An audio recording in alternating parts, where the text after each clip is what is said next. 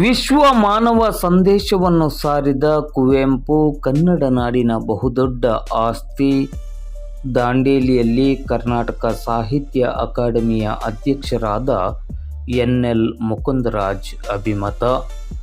ರಾಷ್ಟ್ರಕವಿ ಕುವೆಂಪು ಅವರು ಇಡೀ ವಿಶ್ವದ ಸಾಕ್ಷಿ ಪ್ರಜ್ಞೆಯಂತಿರುವ ಮಹಾನ್ ಕವಿ. ವಿಶ್ವ ಮಾನವತೆಯ ಮನುಜ ಮತ ವಿಶ್ವಪಥ ಸಂದೇಶವನ್ನು ಸಾರುವ ಮೂಲಕ ಸಾಮಾಜಿಕವಾಗಿ ರಾಷ್ಟ್ರದಾದ್ಯಂತ ಸೌಹಾರ್ದದ ಬೀಜಗಳನ್ನು ಬಿತ್ತಿದವರು. ಕುವೆಂಪು ಅವರು ನಿಜಕ್ಕೂ ಕನ್ನಡ ನಾಡಿನ ಬಹುದೊಡ್ಡ ಆಸ್ತಿ. ಕುವೆಂಪುರವರ ಕನಸಿನ ವಿಶ್ವ ಮಾನವತೆಯ ಸಮಾಜ ನಿರ್ಮಾಣಕ್ಕಾಗಿ ವೈಚಾರಿಕ ನೆಲೆಗಟ್ಟಿನ ವೈಜ್ಞಾನಿಕ ಮನೋಧರ್ಮ ಮುಖ್ಯವಾಗಿ ಕಂಡುಬರುತ್ತದೆ. ಸಮಾಜದಲ್ಲಿ ವೈಚಾರಿಕ ಪ್ರಜ್ಞೆ ಮೂಡಿಸಿದ ಕುವೆಂಪು ಅವರು ತಮ್ಮ ಅಗಾಧ ಪಾಂಡಿತ್ಯದ ಮೂಲಕ ಕನ್ನಡ ಸಾಹಿತ್ಯವನ್ನು ಶ್ರೀಮಂತಗೊಳಿಸಿದವರು. ಆಡು ಮುಟ್ಟದ ಸೊಪ್ಪಿಲ್ಲ, ಕುವೆಂಪು ಅವರು ಬರೆಯದ ಸಾಹಿತ್ಯವಿಲ್ಲ ಎಂಬ ಮಾತು ಸಾಹಿತ್ಯ ಕ್ಷೇತ್ರದಲ್ಲಿ ಸದಾ ಜನಜನಿತವಾಗಿದೆ ಎಂದು ಕರ್ನಾಟಕ ಸಾಹಿತ್ಯ ಅಕಾಡೆಮಿಯ ಅಧ್ಯಕ್ಷರಾದ ಎನ್.ಎಲ್. ಮುಕುಂದರಾಜ್ ಅವರು ಹೇಳಿದರು.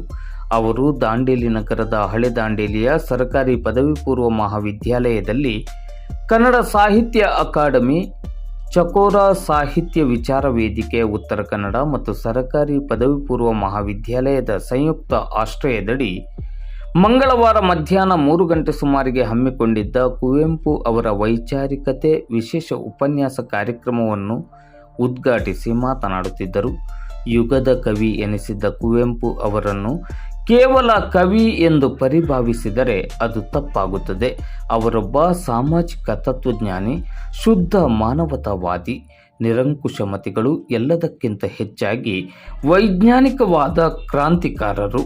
ಕುವೆಂಪು ಅವರು ನಿಷ್ಠುರತೆಯನ್ನು ತಮ್ಮ ಜೀವನದಲ್ಲಿ ಮೈಗೂಡಿಸಿಕೊಂಡಿದ್ದರು ಎಂದ ಅವರು, ಕುವೆಂಪು ಅವರು ತಮ್ಮ ಎಲ್ಲ ಬಗೆಯ ಕೃತಿಗಳಲ್ಲಿ ಸಮಾಜಕ್ಕೆ ಒಂದು ಉಪಯುಕ್ತ ಸಂದೇಶ ಮತ್ತು ಜಾಗೃತಿಯನ್ನು ಸಾರಿದ ಮೇರು ವ್ಯಕ್ತಿತ್ವದ ವ್ಯಕ್ತಿ ಎಂದು ಬಣ್ಣಿಸಿದರು.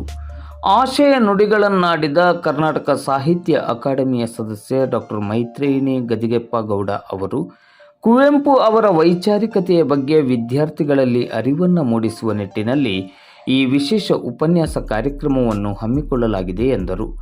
ಉಪನ್ಯಾಸವನ್ನು ನೀಡಿದ ಜೋಯಿಡಾದ BGVS PU ಕಾಲೇಜಿನ ಉಪನ್ಯಾಸಕರಾದ ಪ್ರವೀಣ್ ನಾಯಕ್ ಅವರು ಕುವೆಂಪು ಅವರು ನುಡಿದಂತೆ ನಡೆದ ಹಾಗೂ ಬರೆದಂತೆ ಬದುಕಿದ ಕನ್ನಡ ಸಾರಸ್ವತ ಲೋಕ ಕಂಡ ಅಪರೂಪದ ಅಪೂರ್ವ ಯುಗ ಪುರುಷ ಎಂದರು. ಕುವೆಂಪು ಅವರ ಸಾಹಿತ್ಯಗಳನ್ನು, ಕವಿತೆಗಳನ್ನು ಓದಿದಾಗ ಅವರಿಗಿದ್ದ ಸರ್ವ ಸಮಾನತೆಯ ಸಮಾಜ ನಿರ್ಮಾಣದ ಕಾಳಜಿ ಮತ್ತು ಸದೃಢ ಸಮಾಜ ನಿರ್ಮಾಣದ ಬದ್ಧತೆಯ ಅರಿವಾಗುತ್ತದೆ ಎಂದರು. ಕಾರ್ಯಕ್ರಮದ ಅಧ್ಯಕ್ಷತೆಯನ್ನು ವಹಿಸಿ ಮಾತನಾಡಿದ ಕಾಲೇಜಿನ ಪ್ರಾಚಾರ್ಯ ನಾಗರೇಖ ಗಾಂವ್ಕರ್ ಅವರು, ಕರ್ನಾಟಕ ಸಾಹಿತ್ಯ ಅಕಾಡೆಮಿಯು ನಮ್ಮ ಕಾಲೇಜಿನಲ್ಲಿ ಈ ವಿಶೇಷ ಉಪನ್ಯಾಸ ಕಾರ್ಯಕ್ರಮವನ್ನು ಹಮ್ಮಿಕೊಳ್ಳುವ ಮೂಲಕ ವಿದ್ಯಾರ್ಥಿಗಳಲ್ಲಿ ಸಾಹಿತ್ಯದ ಅಭಿರುಚಿಯನ್ನು ಮೂಡಿಸಲು ಸಹಕಾರಿಯಾಗಿದೆ. ಕುವೆಂಪು ಅವರು ಸರಳತೆ ಮತ್ತು ಸಮಾನತೆಯ ಹಾಗೂ ಜೀವಪರ ತತ್ವವನ್ನು ಮೈಗೂಡಿಸಿಕೊಂಡು ಬದುಕಿರುವುದರ ಜೊತೆಗೆ ತಮ್ಮ ಸಾಹಿತ್ಯ ಕೃಷಿಯಲ್ಲಿಯೂ ಅದನ್ನು ಅಳವಡಿಸಿಕೊಂಡು ಸಮಾಜಕ್ಕೊಂದು ದಿಟ್ಟ ಸಂದೇಶವನ್ನು ಸಾರಿದ ಮಹಾತ್ಮರಾಗಿದ್ದಾರೆ ಎಂದರು. ವೇದಿಕೆಯಲ್ಲಿ ಹಳೆ ದಾಂಡೇಲಿಯ ಸರ್ಕಾರಿ ಪ್ರೌಢಶಾಲೆಯ ಮುಖ್ಯೋಪಾಧ್ಯಾಯರಾದ ಸುಭಾಷ್ ನಾಯಕ್, ರಾಷ್ಟ್ರೀಯ ಅಪರಾಧ ತಡೆ ಮತ್ತು ಮಾನವ ಹಕ್ಕುಗಳ ಭಾರತ ಪರಿಷತ್ ಇದರ ಜಿಲ್ಲಾಧ್ಯಕ್ಷೆ ರೇಣುಕಾ ಬಂದಂ, ರಾಜ್ಯಶಾಸ್ತ್ರ ಪ್ರಾಧ್ಯಾಪಕಿ ಪದ್ಮಾ ಚಿನ್ಮಯ್ ಮೊದಲಾದವರು ಉಪಸ್ಥಿತರಿದ್ದರು. ಅನಿತಾ ಅವರು ಸ್ವಾಗತಿಸಿದ ಕಾರ್ಯಕ್ರಮಕ್ಕೆ ವಿಶಾಲ್ ವೆಳಿಪ್ ವಂದಿಸಿದರು. ಮಾನಸ ಕಾರ್ಯಕ್ರಮವನ್ನು ನಿರೂಪಿಸಿದರು. ತಿಂಗಳೊಂದು ರೀತಿಯಲ್ಲಿ ಈಗ ನಾವೆಲ್ಲ ಕಡೆ ಕುವೆಂಪು ಬಗ್ಗೆನೇ ಉಪನ್ಯಾಸಗಳನ್ನ ಏರ್ಪಾಟ್ ಮಾಡ್ತಾ ಇದ್ದೀವಿ. ಈ ಡಿಸೆಂಬರ್ 29 ಇದೆಯಲ್ಲ, ಕುವೆಂಪು ಹುಟ್ಟಿದ ದಿನ. ಸರ್ಕಾರ ಅದನ್ನ ವಿಶ್ವಮಾನವ ದಿನ ಅಂತ ಕರೆದಿದೆ. ಯಾಕೆ ವಿಶ್ವಮಾನವ ದಿನ? ವೈಚಾರಿಕ ಪ್ರಜ್ಞೆ ಇಲ್ಲೇ ಶುರುವಾಗ್ತಾ ಇದೆ ನಿಮಗೆ. ಏನಕ್ಕೆ? ಎಲ್ಲ ದಿನಗಳು ಒಂಥರ ಇದಾವೆ, ಇದೊಂದೇ ದಿನ ವಿಶ್ವಮಾನವ ದಿನವೋ? ದಿನ ವಿಶ್ವಮಾನವ ದಿನ ಆಗಕ್ಕಾಗಲ್ವಾ? ಆಗತ್ತೆ. ದಿನವೂ ನಾವೆಲ್ಲರೂ ವಿಶ್ವ ಪ್ರಜೆಗಳಾದಾಗ ಒಂದು ವಿಶ್ವಮಾನವ ಪ್ರಜ್ಞೆ ಅನ್ನೋದು ನಮಗೆ ತನಗೆ ತಾನೇ ಬರ್ತದೆ. ನೋಡಿ, ಕುವೆಂಪು ಆಗ ಹುಟ್ಟಿದವರಲ್ವಾ, ಅವರು 1928ನೇ ಇಸ್ವಿಯಲ್ಲಿ ಅವರ ಒಂದು ನಾಟಕ ಪ್ರಕಟ ಆಗುತ್ತೆ, ಮೊದಲನೇ ನಾಟಕ. ಅದರ ಹೆಸರು ಜಲಗಾರ ಅಂತೇಳಿ. ಆ ಜಲಗಾರ ನಾಟಕದ ಡೈಲಾಗ್ಗಳನ್ನ ಓದ್ತಾ ಇದ್ರೆ ಬಾಬಾ ಸಾಹೇಬ್ರು ಏನು ಸಂವಿಧಾನದಲ್ಲಿ ಹೇಳಿದ್ದಾರೆ ಅನೇಕ ಸಂಗತಿಗಳು, ಮತ್ತು ದಲಿತರ ನೋವಿದೆಯಲ್ಲ ಅದು, ಮತ್ತೆ ದೇವರಾಗಿದ್ದು ಸ್ವತಃ ಶಿವನೇ ಬಂದು ಜಗದ ಜಲಗಾರ ಆಗಿ ತಾನೇ ಜಗತ್ತಿನ ಕಸ ಎಲ್ಲ ಗುಡಿಸ್ತಾ ಇದ್ದೀನಿ ಅಂತ ಹೇಳೋದು, ದೇವರು ಅನ್ನೋದು ಎಲ್ಲೋ ಗುಡಿಯಲ್ಲಿರೋದಲ್ಲ, ದೇವರು ಅನ್ನೋಂಥದ್ದು ಮಾಡುವ ಕೆಲಸದಲ್ಲಿದೆ ಅನ್ನೋಂಥ ಬಹಳ ದೊಡ್ಡ ತತ್ವವನ್ನು ಕುವೆಂಪು ಕೊಡ್ತಾರೆ. ಆಗ ಅವ್ರ ವಯಸ್ಸು ಎಷ್ಟು ಗೊತ್ತಾ? ಕೇವಲ 24 ವರ್ಷ. 24 ವರ್ಷದ ಹುಡುಗ ಅಷ್ಟು ಯೋಚನೆ ಮಾಡಿ ನಾಟಕವನ್ನು ಬರೆದ. ಇವತ್ತಿಗೂ ಆ ನಾಟಕ ಅತ್ಯಂತ ಶ್ರೇಷ್ಠವಾದಂಥ ನಾಟಕ. 14 ನಾಟಕ ಬರೀತಾರೆ. 14 ನಾಟಕಗಳನ್ನ ಕುವೆಂಪು ಅವರು ಇರಲಿ ನೋಡಿ. ಅಷ್ಟು ಮಟ್ಟಿಗೆ ಪ್ರತಿಭಾವಂತರಾಗಿದ್ದಂತೆ ಈ ಮಹಾಕವಿ ಕುವೆಂಪು ಅವರ ವೈಚಾರಿಕತೆ ಯಾವ ತಳಹದಿಯ ಮೇಲಿತ್ತು ಅಂದರೆ ಕನ್ನಡ ಪ್ರಜ್ಞೆಯ ತಳಹದಿಯ ಮೇಲಿತ್ತು. ನಾವೆಲ್ಲ ಕನ್ನಡಿಗರು ಅನ್ನೋದಕ್ಕೆ ಹೆಮ್ಮೆ ಪಡಬೇಕು. ಆದರೆ ನಾವೇನು ಮಾಡಿದ್ದೀವಿ ಅಂದರೆ ಕನ್ನಡ ಸಾಹಿತ್ಯ ಕೃತಿಗಳನ್ನು ಓದೋದಿಲ್ಲ. ಪಂಪನ್ನು ಹೋಗ್ರಪ್ಪ ಅಂದರೆ ಅಯ್ಯೋ ಅದು ಹಳಗನ್ನಡ, ಯಾರು ಓದ್ತಾರೆ? ಅದು ಹಳಗನ್ನಡ ಅಲ್ಲಪ್ಪ, ಓದಕ್ಕಂಗೆ ಕಾಣಿಸ್ತದೆ ಅಷ್ಟೇ. ನೀವು ಓದ್ತಾ ಇದ್ದರೆ ಈ ಕಾಲದ ಕನ್ನಡದ ಥರ ಇರುತ್ತೆ. ನಿಮಗೆ ಯಾಕೆ ಅರ್ಥ ಆಗಲ್ಲ ಅಂದರೆ ಆ ಎಷ್ಟೋ ಶಬ್ದಗಳು ಇವತ್ತು ಬಳಸ್ತಾ ಇಲ್ಲ. ಆ ಬಳಕೆಯಲ್ಲಿ ಆ ಶಬ್ದಗಳು ಇಲ್ಲವಾದ್ರಿಂದ ಇದು ಯಾವುದೋ ಭಾಷೆಯಲ್ಲಿ ಬಂದ್ಬಿಟ್ಟವ್ರೆ ಕುವೆಂಪು ಅಂತಾರೆ. ತಮಿಳ್ ಥರ ಇದೆಯಲ್ಲ, ಕುವೆಂಪು ಅಲ್ಲ ಯಾರು, ಪಂಪ, ತಮಿಳ್ ಥರ ಇದೆಯಲ್ಲ ಅಂತ ಅನ್ಕೊಂಡ್ಬಿಡ್ತೀರಿ. ಹಂಗೆ ಅನ್ಕೊಂಬೇಡಿ. ಶಾಗದ, ಭೋಗದ, ಅಕ್ಕರದ, ಗೇಯದ, ಗೊಟ್ಟಿಯ, ಅಲಂಪಿನ ಇಂಪುಗಳಿಗೆ ಆಗರಮಾದ ಮಾನಸರೇ ಮಾನಿಸ ಅವರಂತಾಗಿಯೂ ಪುಟ್ಟದಿದ್ದರೆ ಏನು ಮರಿದುಂಬಿಯಾಗಿಯೋ ಮೇಣ್ ಕೋಗಿಲಿಯಾಗಿಯೋ ಪುಟ್ಟುವೇನ್ ಬನವಾಸಿ ದೇಶದೋಳ್ ನಂದನವನದೋಳ್. ಯಾವುದು ಇದು ಬನವಾಸಿ ದೇಶ? ಬನವಾಸಿ ದೇಶ ಯಾವ ಜಿಲ್ಲೆ ಒಳಗಿದೆ ಹೇಳ್ತೀರಾ? ಅದು ನಿಮ್ಮ ಜಿಲ್ಲೆಯಲ್ಲಿದೆ ಕಣ್ರು. ಇದು ಇಲ್ಲೇ ಪಕ್ಕದಲ್ಲಿ ಸಿರ್ಸಿ ಇದೆಯಲ್ಲ, ಅಲ್ಲಿರೋದು ಬನವಾಸಿ. ಪಂಪ ಹುಟ್ಟಿರೋದಲ್ಲಿ ಬನವಾಸಿಯಲ್ಲಿ. ಆಮೇಲೆ ಎಲ್ಲರೆಲ್ಲೋ ಹೋದ ಅವನ ನೆನಪು ಯಾವಾಗಲೂ ಕೂಡ ಯಾವುದ್ರ ಬಗ್ಗೆ ಇತ್ತು? ತನ್ನ ಹುಟ್ಟಿದ ಊರಿನ ಬಗ್ಗೆ. ಉತ್ತರ ಕನ್ನಡ ಜಿಲ್ಲೆಯ ಬನವಾಸಿ ಎನ್ನುವ ಒಂದು ಬಹಳ ಪುಟ್ಟ ಪ್ರದೇಶ ಇದೆಯಲ್ಲ, ಅದು 1000 ವರ್ಷಗಳ ಹಿಂದೆ ಮಹಾಕವಿ ಪಂಪನನ್ನ ಹೇಗೆ ಕಾಡಿತ್ತು. ಇದು ಎಂಥ ನೆಲ? ಇದು ತ್ಯಾಗದ ನೆಲ, ಭೋಗದ, ಗೇಯದ, ಸಂಗೀತದ ನೆಲ, ಗೊಟ್ಟಿಯ ಗೋಷ್ಠಿಗಳು ಎಲ್ಲ ಕೂತ್ಕೊಂಡು ಚರ್ಚೆ ಮಾಡುವಂತಹ ಒಂದು ಅದ್ಭುತವಾದಂಥ ನೆಲ. ಇಂಥ ನೆಲದಲ್ಲಿ ನಾನು ಹುಟ್ಟಬೇಕು.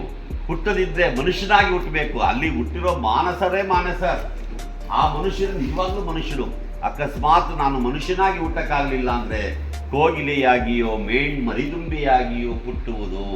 ನಾನು ಈ ಉತ್ತರ ಕನ್ನಡ ಜಿಲ್ಲೆಯ ಬನವಾಸಿ ಪ್ರಾಂತದಲ್ಲಿ ಒಂದು ಕೋಗಿಲೆಯಾಗಿ ಹುಟ್ಟಬೇಕು ಅಥವಾ ಒಂದು ಮರಿದುಂಬಿಯಾಗಿ ಹುಟ್ಟಬೇಕು. ಯಾಕೆಂದರೆ ಇದು ನಂದನವನ. ಬನವಾಸಿ ಅನ್ನೋದಿದೆಯಲ್ಲ, ಉತ್ತರ ಕನ್ನಡವನ್ನು ನೆನಪು ಮಾಡ್ಕೋಬೇಕು. ಪಂಪ ಹೇಳಿರೋ ಮಾತಿದು ನಿಮ್ಮ ಜಿಲ್ಲೆಯ ಬಗ್ಗೆ. ಮಕ್ಕಳೇ, ನೀವೆಂಥ ಅದ್ಭುತವಾದ ಜಿಲ್ಲೆ ಒಳಗೆ ಹುಟ್ಟಿದ್ದೀರಿ ಅನ್ನೋದಕ್ಕೆ ಪಂಪನೇ 1000 ವರ್ಷದ ಹಿಂದೆ ಹೇಳಿರುವಂಥ ಮಾತು ಇದು ಸಾಕ್ಷಿಯಾಗಿದೆ. ಹಾಗಾಗಿ ಅಂಥ ಅದ್ಭುತವಾದ ನೆಲವನ್ನು ಕೊಂಡಾಡೋದಿದೆಯಲ್ಲ, ಅದು ಕುವೆಂಪು. ಪ್ರೀತಿ ಇರಬೇಕು ಯಾವುದ್ರ ಬಗ್ಗೆ? ನೆಲದ ಬಗ್ಗೆ. ಭೂಪಟದ ಮೇಲಲ್ಲ. ಭಾರತ ದೇಶ ಅಂತಂದ್ರೆ ಏನು ಭೂಪಟವಾ? ಭಾರತ ದೇಶ, ಭಾರತ ಮಾತೆ ಅಂತಂದ್ರೆ ಆ ಸಿಂಹ ಹಿಂದ್ಗಡೆ ಇರೋದು, ಒಂದು ಕಿರೀಟ ಇಟ್ಟು ಸೀರೆ ಉಟ್ಕೊಂಡು ಕೈಯಲ್ಲಿ ಒಂದು ತ್ರಿಶೂಲ ಇಟ್ಕೊಂಡು ನಿಂತಿರೋ ದೇವತೆಯ ಚಿತ್ರವಾ? ಅದಲ್ಲ. ಭಾರತ ದೇಶ ಅಂದ್ರೆ ಈ ಭೂಮಿ, ಮತ್ತು ಭಾರತ ದೇಶ ಅಂದ್ರೆ ಈ ದೇಶದ ಪ್ರಜೆಗಳು. ಈಗ ರಾಜ್ಯಶಾಸ್ತ್ರದೊಳಗಡೆ ನಿಮಗೆಲ್ಲ ದೇಶದ ಪಾಠ ಮಾಡಿರ್ತಾರೆ. ಇನ್ನೂ ಇವರಿಗೆ 10ನೇ ಕ್ಲಾಸ್ನವ್ರಿಗಿರಲ್ಲ, PUC ಅವ್ರಿಗೆ ಹೇಳ್ತಾರೆ. ರಾಜ್ಯದ 4 ಮೂಲಾಂಗಗಳು ಯಾವುದು ಅಂತ ಕೇಳಿದಾಗ ಜನಸಂಖ್ಯೆ 1 ಅಂತ ಹೇಳ್ತಾರೆ. ಟೆರಿಟರಿ, ಸಾವೆರೆಂಟಿ ಇವೆಲ್ಲ ಹೇಳೋದ್ರ ಜೊತೆಗೆ ಪಾಪ್ಯುಲೇಷನ್. ಒಂದು ದೇಶ ಅನ್ನೋ ಪರಿಕಲ್ಪನೆ ಬರಬೇಕಾದ್ರೆ ಅಲ್ಲಿ ಜನ ಇರಬೇಕು. ಜನ ಇದ್ರೆ ಮಾತ್ರ ದೇಶ ಕಂಡ್ರಪ್ಪ. ಜನವೇ ಇಲ್ಲದೆ ಇದ್ಮೇಲೆ ಅದು ದೇಶ ಹೆಂಗಾಗುತ್ತೆ ಅಲ್ವಾ? ಯೋಚನೆ ಮಾಡಿದ್ರ ನೋಡಿ. ಭಾರತ ದೇಶ ಅಂದ್ರೆ ಯಾರು? ನಾನು, ನೀವು, ನಾವೇ ದೇಶ ಅಂದ್ರೆ. ಒಬ್ಬ ಮನುಷ್ಯನಿಗೆ ಏನಾದರೂ ತೊಂದರೆ ಆಯ್ತು ಅಂದ್ರೆ ದೇಶಕ್ಕೆ ತೊಂದರೆ ಆಗಿದೆ ಅಂತ ಅರ್ಥ. ಒಬ್ಬ ಮನುಷ್ಯ ಇನ್ನೊಬ್ಬ ಮನುಷ್ಯನ ದ್ವೇಷ ಮಾಡ್ತಾ ಇದ್ದಾನೆ ಅಂತಂದ್ರೆ ನಾವು ನಮ್ಮ ಸ್ವಂತದ ದೇಶವನ್ನೇ ದ್ವೇಷ ಮಾಡ್ತಾ ಇದ್ದೀವಿ ಅನ್ನೋ ಅರ್ಥ ಬರ್ತದೆ. ಅದಕ್ಕೆ ಕುವೆಂಪು ಅವರು ಎಷ್ಟು ಚೆನ್ನಾಗಿ ಹೇಳ್ತಾರೆ ಅಂತಂದ್ರೆ ಅದು ವೈಚಾರಿಕತೆ. ಹೇಳ್ತೀನಿ ಕೇಳಿ ಮಕ್ಕಳೇ, ಹೇಳಿರ್ತೀರಿ ನೀವು ಸರಿಯಾಗಿ ಯೋಚನೆ ಮಾಡಿರಲ್ಲ. ಯೋಚನೆ ಮಾಡಿ, ಈಗಲಾದ್ರೂ ಯೋಚನೆ ಮಾಡಿ. ಅವರು ಪದ್ಯ ಬರೀತಾರಲ್ವಾ, ಸತ್ತ ಕಲ್ಲುಗಳ ಮುಂದೆ ಹತ್ತು ಕರೆದುದು ಸಾಕು, ಜೀವದಾತೆಯನೆಂದು ಕೂಗಬೇಕು. ಏನು ಹೇಳ್ತಾ ಇದ್ದಾರೆ? ಇದರ ಅರ್ಥ ಏನು? ಅಪ್ಪ, ನೀವು ದೇವಸ್ಥಾನಕ್ಕೆ ಹೋಗ್ತಾ ಇದ್ದೀರಲ್ಲಪ್ಪ, ಹಿಂದೆ ಬಸವಣ್ಣ ಕೂಡ ಅದೇ ಹೇಳಿರೋದು. ಉಳ್ಳವರು ಶಿವಾಲಯ ಮಾಡುವರು, ನಾನೇನು ಮಾಡಲಿ ಬಡವನಯ್ಯ, ಎನ್ನ ಕಾಲೇ ಕಂಬ, ದೇಹವೇ ದೇಗುಲ, ಶಿರವನ್ನ ಕಳಸವಯ್ಯ ಅಂತ ಬಸವಣ್ಣ ಹೇಳಲಿಲ್ವಾ? ಇಲ್ಲಿ ದೇವಾಲಯ ಅಂದ್ರೆ ಯಾವುದು? ಇಟ್ಟಿಗೆ ಒಳಗಡೆ, ಕಲ್ಲೊಳಗಡೆ, ಸಿಮೆಂಟ್ ಒಳಗೆ ಕಟ್ಟಿರೋ ಬಿಲ್ಡಿಂಗ್ ದೇವಾಲಯ ಅಂದ್ರೆ. ದೇವಾಲಯ ಅಂದ್ರೆ ನಿಮ್ಮ ಪವಿತ್ರವಾದ ದೇಹಗಳು. ನೋಡಿ, ದೇಶ ಅಂದರೆ ದೇಹ, ಅರ್ಥ ಆಯ್ತಾ ನಿಮಗೆ? ಎಷ್ಟು ಜನ ನಮ್ಮ ಕವಿಗಳು ಆ ಕಾಲದಿಂದಲೂ ಹೇಳ್ಕೊಂಬಂದಿದ್ದಾರೆ. ಬಸವಣ್ಣ ಹೇಳ್ತಾರೆ, ಕುವೆಂಪು ಹೇಳ್ತಾರೆ, ಸತ್ತ ಕಲ್ಲುಗಳ ಮುಂದೆ ಹತ್ತು ಕರೆದುದು ಸಾಕು. ಎಷ್ಟು ದಿವಸ ಹೋಗಿ ಆ ಸತ್ತೋಗಿರೋ ಕಲ್ಲು ಎದುರುಗಡೆ ಕೂತ್ಕೊಂಡು ಸ್ವಾಮಿ ಪರಮಾತ್ಮ ಕಾಪಾಡಪ್ಪ ಕಾಪಾಡಪ್ಪ ಅಂತ ಕೂತಿರ್ತೀರಿ. ಈ ಕಲ್ಲುಗಳು ಏನಾದರೂ ನಿಮಗೆ ಊಟ ಕೊಡ್ತಾವ, ತಿಂಡಿ ಕೊಡ್ತಾವ? ಅಲ್ಲಮ ಪ್ರಭುಗಳು ಹೆಸರು ಕೇಳಿದ್ದೀರಾ? ಅವ್ರು